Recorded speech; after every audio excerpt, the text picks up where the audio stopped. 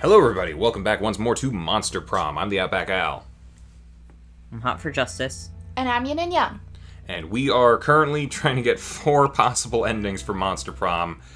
So far it's going well. We'll have to see how it ends, but we're going in the morning of week 2. I'm up. Take me to the auditorium because I think the drugs are available. Okay. I hope.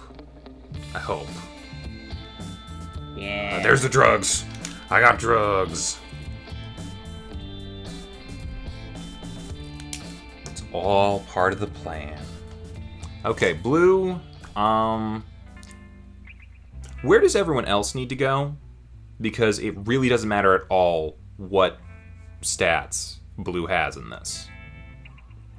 I'm trying to think. Yellow is doing the narrator. Yeah. Red is doing Sun Puncher. I feel like Yellow will probably need maybe some charm or something. Okay. For the Sun Puncher,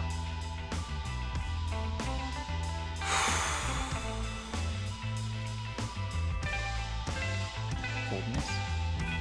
I mean, yeah, we might as well just keep slapping in boldness. Or maybe fun, I don't know.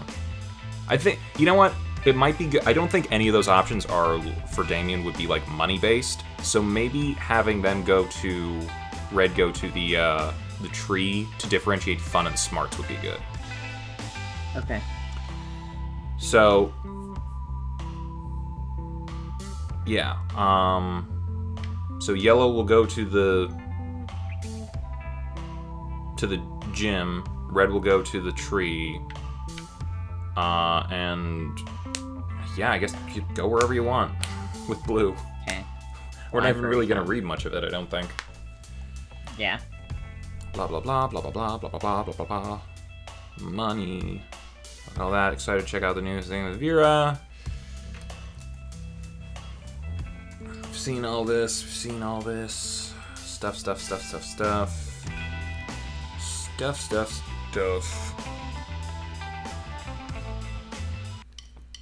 Boobs. Yeah, boobs. So many layers to that joke. Failed a school assignment. Test. Because we're trying to get her to fail the test. We went with that the first time. We could go with the second one if we want to actually see something new. I feel like we should still go by our stats, even though We fail it no matter what, so it doesn't really matter, I guess. yeah. But I'm wondering if we have to fail a certain way. I don't think so. I think it's one of those endings where it's just learn the true meaning of friendship kind of thing.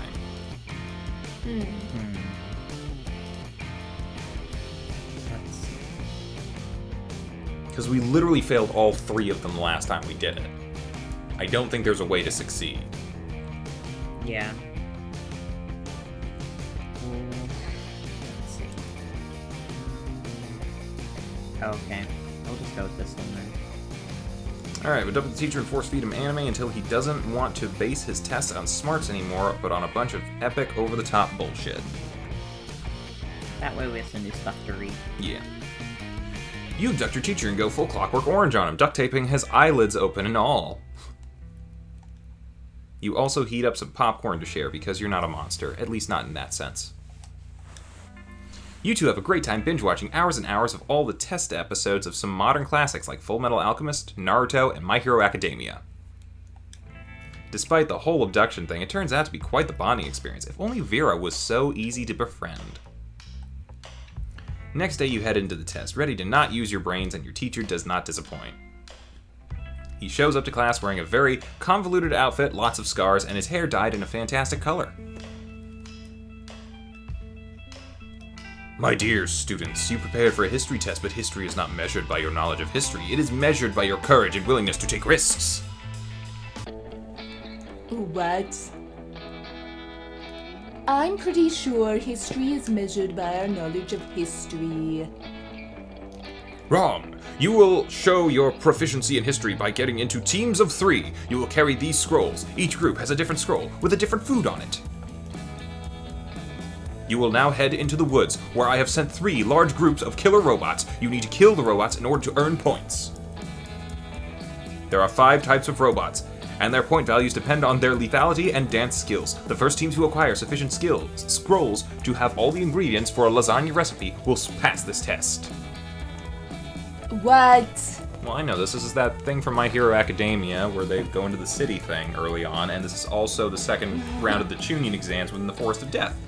Huh? Fuck yeah!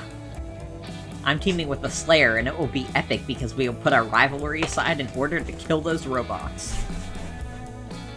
Oh god, Chibi's not here. Who wants to be Chibi? I'll just do it. Alright. Tomorrow I'll go back to trying to murder you. But today we might end up inventing a powerful duo technique. And then Miranda will be the cherry on top, a bubbly and seemingly inoffensive student that will unleash a hidden astonishing power when we're at the near-death situation, unexpectedly turning the tables. I have no idea what's happening. I can savor the plot twist already. Mirandamian and Slayer for the win. The teacher smirks and gives them an A++.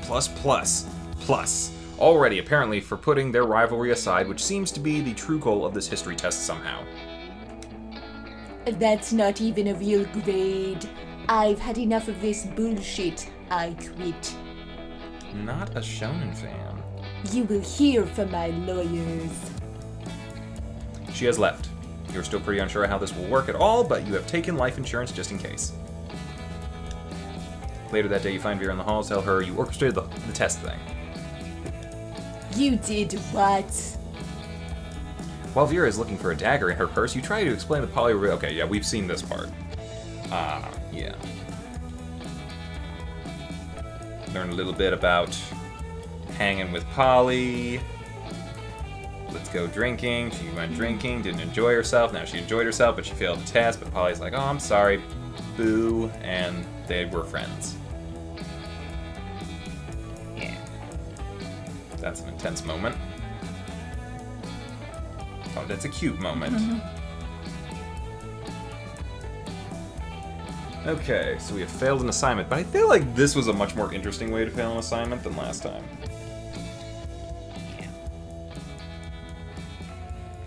Alright, Yellow is on the narrator route, and I think we said they were gonna go get Charm, I think, in the gym. Yeah.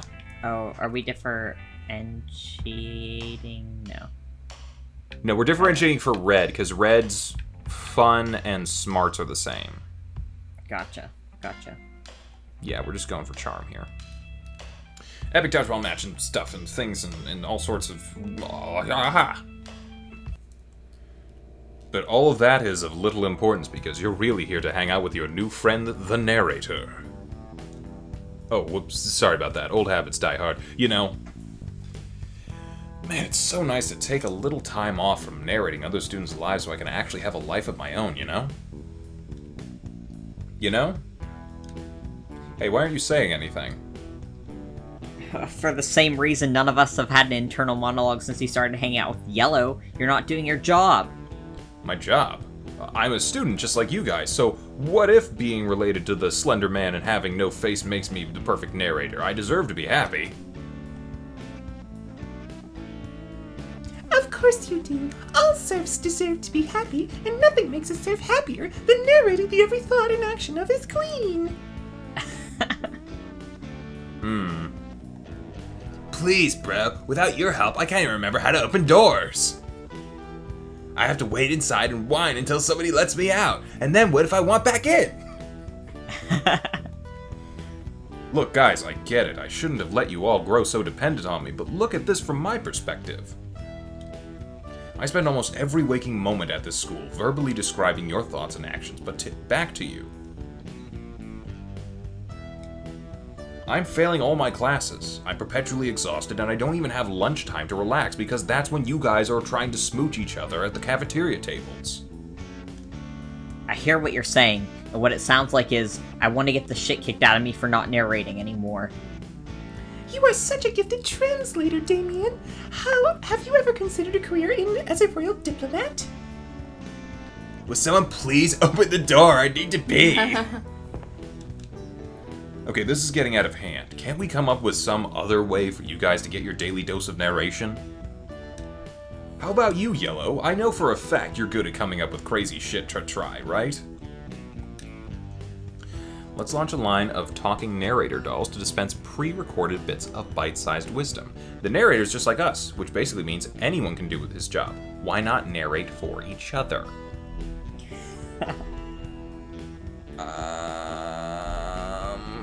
Well, I think the second one sounds pretty interesting. Second one? I think we should go for the second one. Okay. Narrate for each other? But how will each of us know what the others are thinking? What? I never know what anyone is thinking. I just say shit that seems like it could be true, and y'all are so impressionable that it doesn't matter. We are we? Interesting. But without you, how will I know when to set things on fire? Don't you see, Damien? The desire to set things on fire was inside you all along. Just follow your heart, man. Alright, license for unchecked arson. I love it. But what about me? What am I supposed to do if you won't explain doors to me anymore? Scott, look at my hands. If I move them like this, they look like a butterfly. Incredible. And then everyone in the school remembered how beautiful and cultured Miranda was, and that you should constantly pay her tribute. Huh, does anyone else here feel a sudden, strong desire to pay Miranda tribute? Me! Okay, well, I think you guys will be fine without me for at least 1 or 2 class periods. Maybe. I'll take over when I'm not hanging out with Yellow. Oh, that reminds me, you also have to be in charge of giving Yellow his stat bonuses. Like, right now, for example. Oh, you mean like Yellow gains +2 butts and +1 fuck? Hahaha. Take this seriously, Damien. Narration is a serious responsibility. Let me demonstrate. Miranda gains 200,000 prestige and 3 million adoration. Wait, let me try. Yellow gains 2 smarts and 1 charm. Sorry, they're not higher. Those are the numbers I know best. I'll take back over for you guys in a little bit. Alright, Red. Red's doing Sun Puncher. I think we were talking about going to the tree to differentiate our fun and our smarts. Yeah. Alright, recess, half-hour raves, and all that good stuff. You're wandering around with Zoe, Scott, and Damien, looking for pocket humans and pocket man. Go when you notice some weird-looking shrooms. Whoa, these mushrooms have faces. They do! I think they're kinda cute. I don't think this has to do with our route. No. We think you're cute too. Chirp the mushrooms in unison. We love your skin. Bet you'd get a healthy workout endocrine system. Oh my god. That was not me. Plants! Can I pee on them? Yes, says the mushrooms. Pee on us. Your moisture and nutrients make us stronger. Okay. What the fuck? Okay, I'm officially creeped out by these talking mushrooms. Really? Why? Pretty much all the plants in the Dimension of Terror behave like... Yeah. Okay, I get it. They're creepy. Creepy, Says the mushrooms. we're just full of genuine affection. Inhale some of our spores and you'll see. So, am I peeing on them or what? Oh God. The one day Chippy's not here. Oh joy, it looks like you four lonely high schoolers have finally decided to give up the misery of singledom and partner up with true soulmates. Yes! Sings the mushroom. We would love to mate with your souls. I don't know. I'm not really about giving up my individuality in order to allow an intelligent fungus to siphon off my nutrients. You'd never experience anxiety anymore. Okay, I'm interested. Psh, I'll never settle down. I don't build relationships, I burn them. A parasite of this type can directly stimulate the pleasure neurons of your brain. Oh, I mean, okay, I'm listening. If you enter a committed relationship with one of these mushrooms, you can pee on as many of them as you want. Hooray! No, not hooray. You need to talk your friends out of accepting these parasites into their brains and fast. This does not feel at all Sun Puncher related, but this is interesting.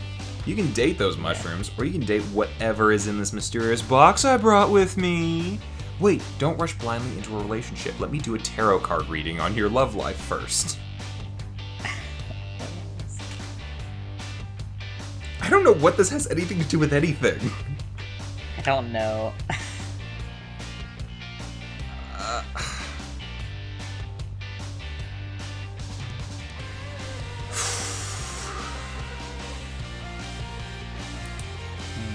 Doesn't matter.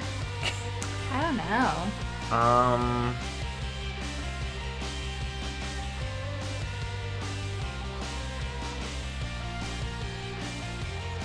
God.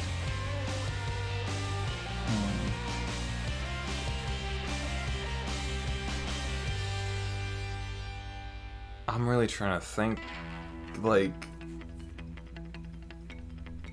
what would a tarot card reading be? Would that be creativity or something? I almost feel like the first one might be a charm thing, trying to, like, convince them of something else. Or an alternative. I feel I'm leaning towards the second one. Okay. We can do that one. I'm not wrong. Okay. Oh, dang, you're right. I can't believe we almost made a decision without consulting a set of arbitrary symbols chosen at random. For real, you explained that you'll be drawing 3 cards for them. One for the past, one for the present, one for the future. That sounds familiar for some reason. I know how tarot works, Red. I'm not a dumbass. You draw the first card, representing their past. It's... The Two of Cups, which symbolizes an intense loneliness that can only be cured by seeking and finding a partner. Hey, these mushrooms kind of look like cups, right? No, you explain the 2 cups symbolizes that at some time in the past that they had 2 cups. Oh my god, I totally had a fruit cup at lunch yesterday, and Zoe did too. That's 2 cups. What about me? You threw yours on Leonard, remember? You're right. Perhaps there's something to this tarot reading. Go on, Red. You turn over the second card. It's... The Eight of Swords, symbolizing the need to discard old prejudices and beliefs. Say, about whether dating mushrooms is a good idea? Yeah, look, there's at least 8 mushrooms here. 8 swords, 8 mushrooms, it's meant to be. God damn it. Why does everyone know so much about tarot all of a sudden? You tell them that the 8 of Swords means that if they start dating these mushrooms, they'll get stabbed with 8 swords. Yeah, that makes way more sense. Okay, next card. You flip over the final card to reveal the Knight of Handsomeness. That's not a real card. That's just a picture of red on glossy paper. I don't know. It seems tarot card size to me. Wow, Red, you've been the Knight of Handsomeness this entire time? How intriguing. Fools! You're all fools! And not even fools for love, like I wanted you to be. Come on, Tate, let's go. Tate twitches violently, then turns and lumbers off. Scott pees on the mushrooms when he thinks no one's looking. You gain 2 smarts and 1 fun. I don't know what that had to do with anything. Alright. Just It was a interesting. side plot. Yeah. Alright. Randomness. The wheel of randomness. Okay. Moving on into noon. Okay, so red, still not Sun Puncher route. We should probably put them with Damien. Blue with Vera. Yellow with... I guess yellow could go to the middle table for points. Or green could go to the middle table for points. I need drugs. I have drugs. Okay. Yeah. Yeah, red to the Damien. Okay. This is going pretty well so far, I think. Have we seen this? Probably. I feel like we've seen every single lunch interaction. Blah, blah, blah, blah, blah, blah, blah, blah, blah, blah. Dippity-doo-dah. Error. Friend Damien. It's a matter of perspective, Calculister. Where you see a table, Damien sees wood to set a flame to cook his food, so Damien is totally in the right to set it on fire. Calculister's right, Damien. Be responsible. Don't set fire to this table. Set fire to the cafeteria table designated for arson. You know, the green one by the door with in case of need to set fire to a table on it. First one's definitely Damien. Yeah. Alright. Booyah.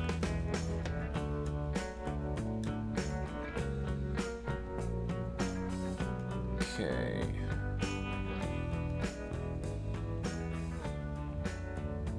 Alright. Yellow can, go, I guess, wherever since they're on the narrator thing. Yeah. But there's no way to get over to where the narrator was sitting, so... Well, I don't think you do that again. I think it's just Okay. like you could buy an item. Boost a stat. I think Yellow's the only one who hasn't gone to the Valerie yet. Yeah.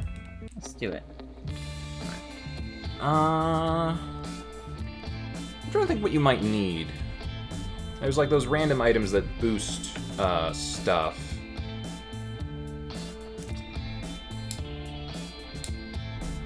What kind of things we got to work with? We got Charm. Okay. We got... I think... Smart? No, Creativity. Creativity. Yeah, maybe that's Smarts. Because this is Creativity. Okay. The sunglasses are for Fun. boldness. I assume there's nothing to get you more money, so yeah, the book might get you very smart. That could help. Okay. It didn't really cost you much either. No. Okay, blue, go hang with Vera, just because, you know, I mean, you don't need heart points, but it's like, nothing matters for blue right now. No. Yeah. Taster, poison. Oh, this is where we get poisoned. I've been poisoned so many times by Vera. Drink all our scotch and pretend to be poisoned. Yeah, that's a Vera thing. But you were actually poisoned.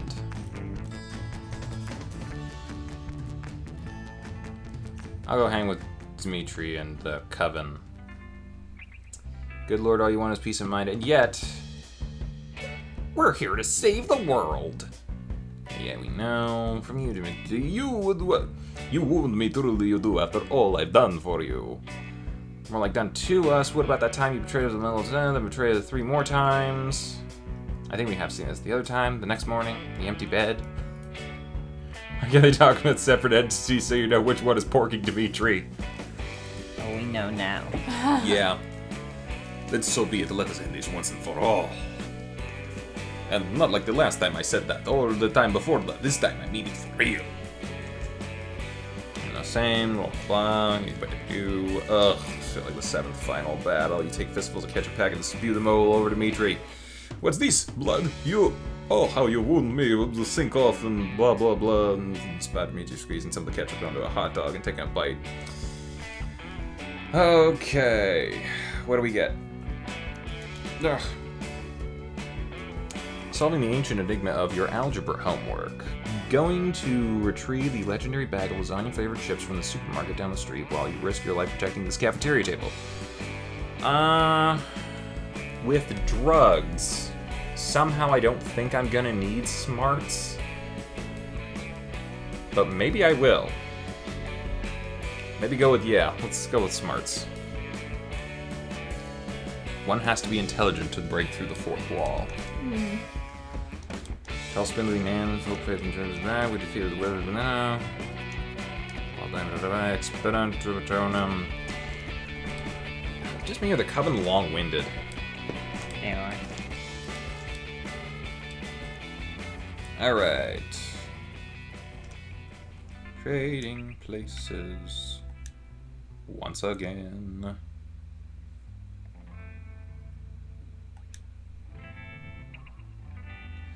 Alright, evening time. Okay. Need to avoid the library. Who else needs something? Can I see the stats for everybody? I just need to see if we need to differentiate anything. Well, it doesn't really matter for blue. I might need to differentiate charm and fun. Red seems to be good for the most part. Red seems to be pretty good, so maybe we could just take them to get some creativity. Upping it won't really affect anything, so that would probably be best. Okay.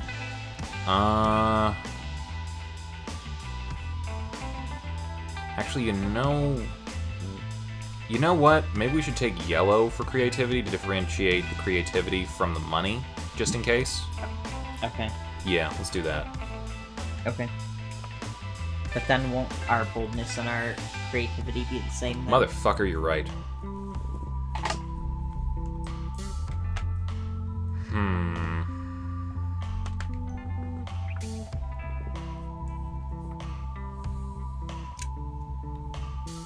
You know what? Fuck it. Boldness. Boldness is always the good option for Damien.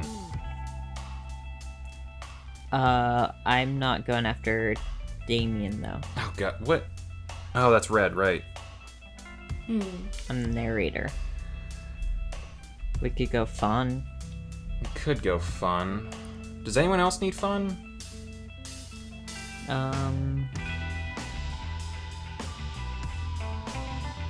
I could go for charm instead of fun. Yeah. Yeah, go for your fun. Okay. Doop-de-doop-de-doo, doop-de-doop-de-doo, doop-doop-doop-de-doo-de-doo-de-doo. Great, that obligatory scene setting is done. Want to grab a coffee? I'll take your seductive silence as a yes. Boy, it sure is nice taking a little time off to hang out with you, Yellow. Your refusal to speak is soothing. And who cares if Spooky High is without a narrator for an hour or two every once in a while? It's not like... And then Polly appeared and everybody stopped what they were doing to look at how hot she is. Oh no. Said the narrator, hornily. Oh no. Polly, cut that out. Being a narrator isn't an opportunity to toot your own horn. You're embarrassing yourself. I can't tell her how good she actually is, thought the narrator, hiding his obvious boner. Then she'll know how hot I think she is. Why are you doing this to me? Didn't we already solve the narrator problem? Yeah, we did, but then everyone decided it would be better if I narrate everything because I'm super attractive. There is no way that's... I, for one, find it refreshing to have a female voice narrating our lives for a change. But she's not doing... I think Polly's the best narrator ever. She said I was a good boy. That's not narration, that's pandering. Ugh, unless someone can teach Polly how to be a significantly better narrator, I'm never leaving my narration duties again. Look at you, Yellow. It's time for advanced narrating advice. Always remember, WWDD. What would Dostoevsky do? Give your narration some dismal gravitas. Consider sound effects.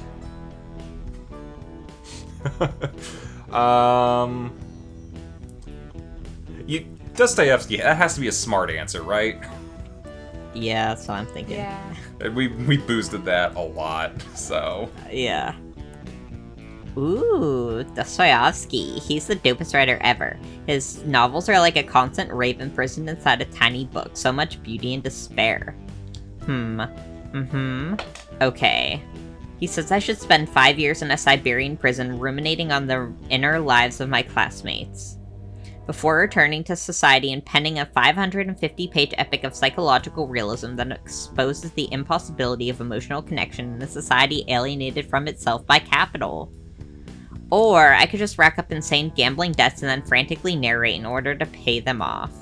I think I'm gonna go with option B. See you at the racetrack, suckers.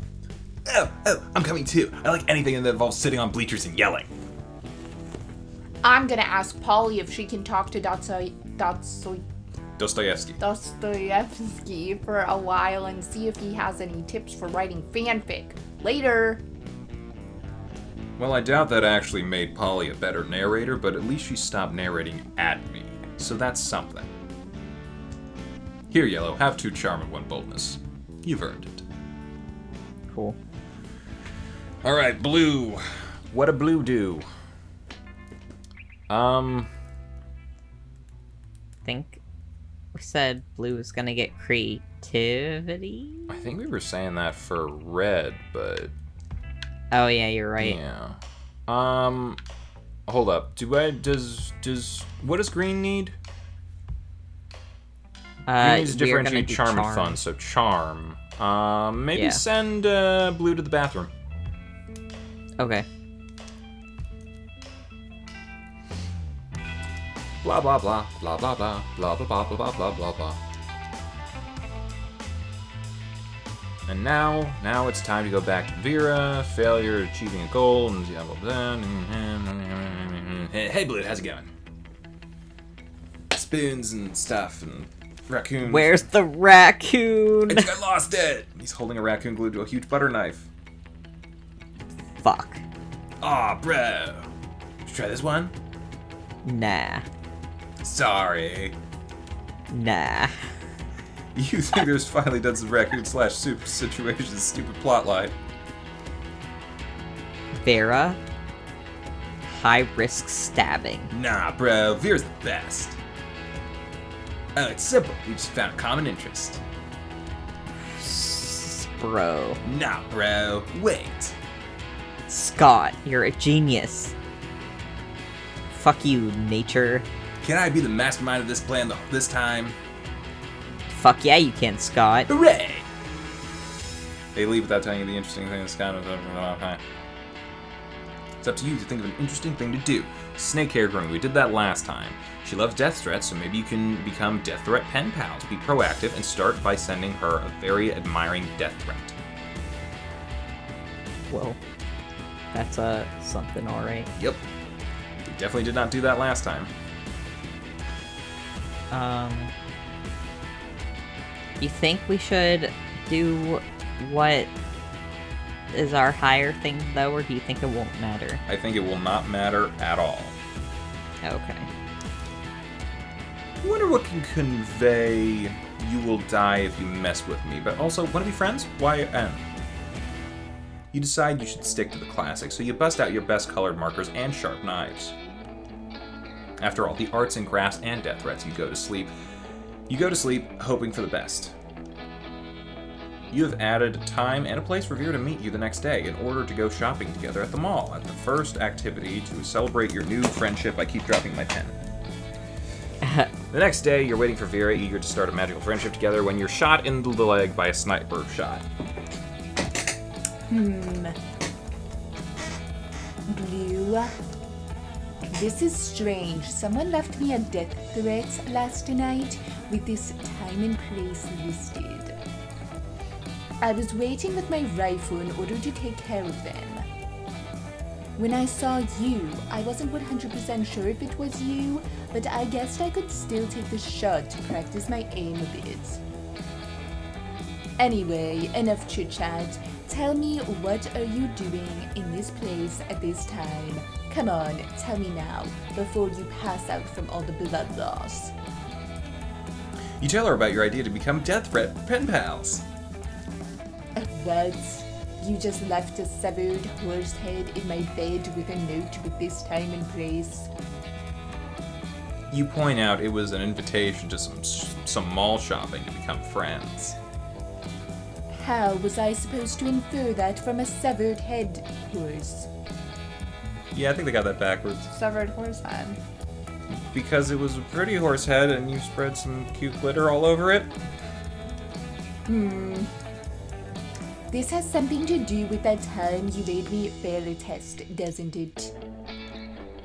Did Polly tell you she became my friend by leaving a severed horse head in my bed? Because she did that once as a prank, but I gave her the silent treatment for a full weekend. You tell her about what Scott said. What? I think I get it.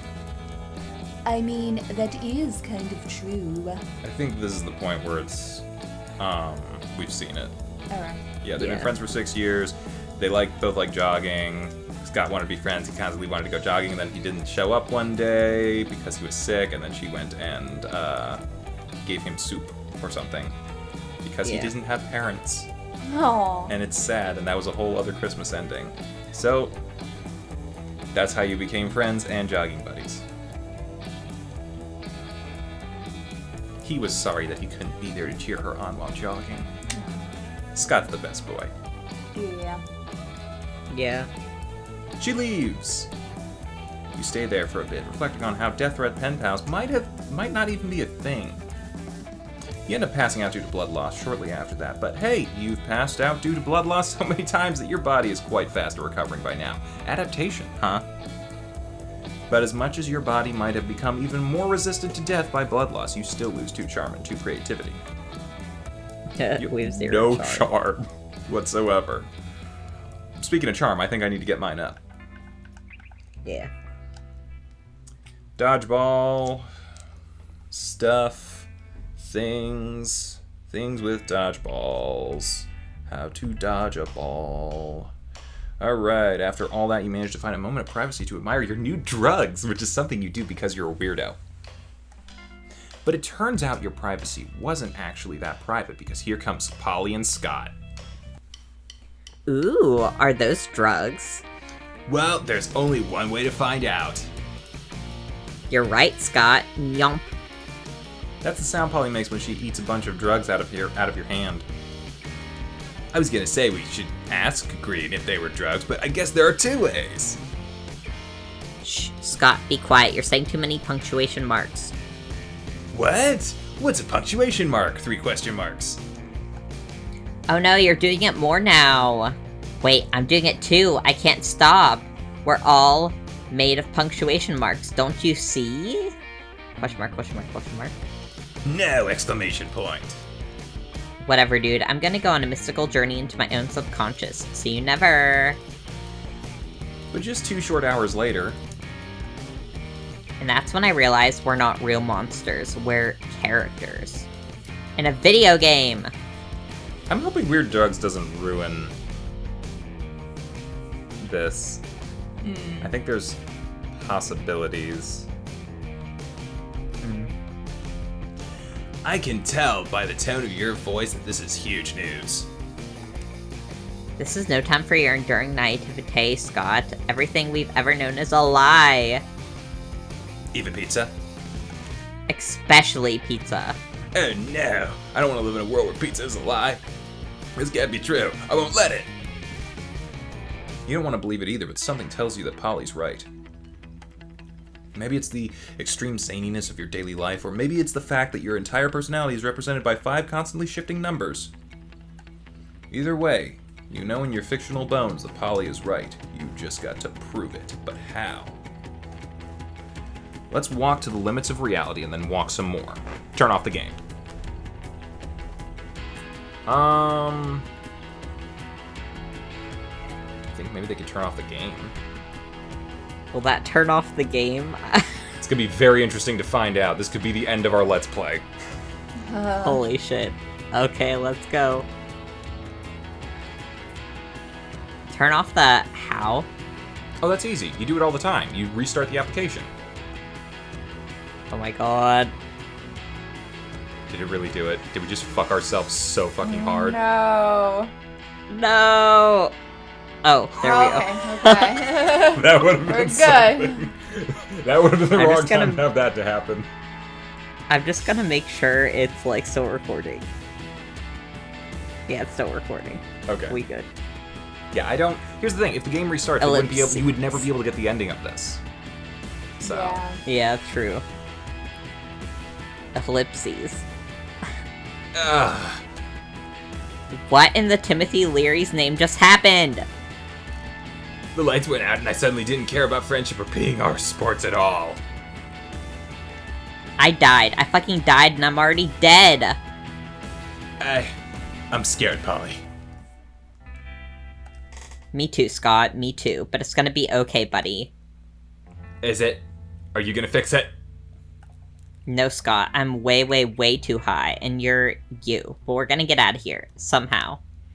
Uh-huh. Sure you are. Have 2 smarts and 1 charm. See if that helps. Okay. Moving on to punching the sun.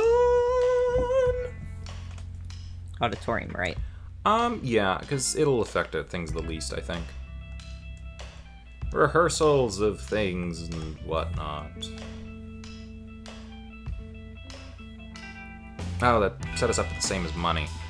I think I meant charm. Yeah, I was looking at the wrong thing. Whatever. One tow truck, 2 tons of rocket fuel, and 3 gallons of whiskey later, you and Damien are ready to fly to space and punch the sun. Looks like everything's packed. I've got the beef jerky sandwiches, my sun punching gloves, and I even renamed the ship. You see Damien has painted SS Fuck on the side of the rocket in blood. Alright, son, are you ready to get punched? Too bad, because we're coming to... Stop right there, evildoer. Oh great, it's the Good Grade Brigade come to shit in the punch bowl. What do you nerds want? To put an end to your to put an end to your nefarious scheme, of course. We'll admit to being a bit surprised that a mere secondary character turned out to be the season's big bad. Secondary character? But to fly into space itself, intent on delivering a deadly blow to the very sun, giver of life, banisher of darkness. It is a plan truly befitting the climax of our mid-season arc. You must be stopped. What the dog dick are you guys talking about? I just want to punch the sun because the sun is dumb. And to prove to Scott that I'm the ultimate warrior. We are not fooled. We know your true motives, and we will not rest until you are defeated. I do not have time for this shit. Red, can you get rid of these dweebs? I do, but the police say I've already exceeded my murder quota for the week. No way are you letting these witches get between you and your red spicy man crush, but what to do? Forge an elaborate scroll proving that your mission to punch the sun is part of an ancient and righteous quest. No, you fools, the sun was the big bad all along. Okay, the second one is definitely a charm thing, because we're trying to convince them of something else. The first one's probably creativity, which is not bad for us. Okay. You create a flawless scroll of ancient prophecy using your eldritch printer and shove it in the Coven's face. What's this? It's so crinkly and illegible. It must be a genuine prophetic scroll. Indeed, it says here that the sun must be punched every 100 years by a juicy red hunk with 1.5 horns. Or else the sun will get so smug and full of itself that it will stop being the sun and become a Hollywood writer/director. This changes everything. We had no idea you had such noble goals. Oh, yep, that's me, Mr. Noble Goals. Well, don't let us stop you. You have a date with the sun. Yep. The Coven tries to hand back your scroll, but you clear your throat and nod meaningfully towards the last line. Oh, it says here that three smart and talented young witches will aid the brave heroes with 50 monster dollars. Can't argue with the prophecy. After buying enough liquor for your space adventure, you only end up with +2 money and +1 boldness. Also, you're too drunk to pilot the spaceship, so you should probably wait a bit. Oh god, our smarts, boldness, and money are all the same. Yeah. This is not good. On the weekend, something happened to Green, and I think we'll have to see what that thing is next time. Bye-bye. Bye. Bye. Hey, thanks for watching, and if you haven't already, be sure to subscribe and ring the bell icon for notifications. If you enjoyed this video, give us a like, and feel free to check out some of our other gaming videos, our weekly podcast Anime Yay or Nay, or our parody series Madoka Magically Abridged. See you next time!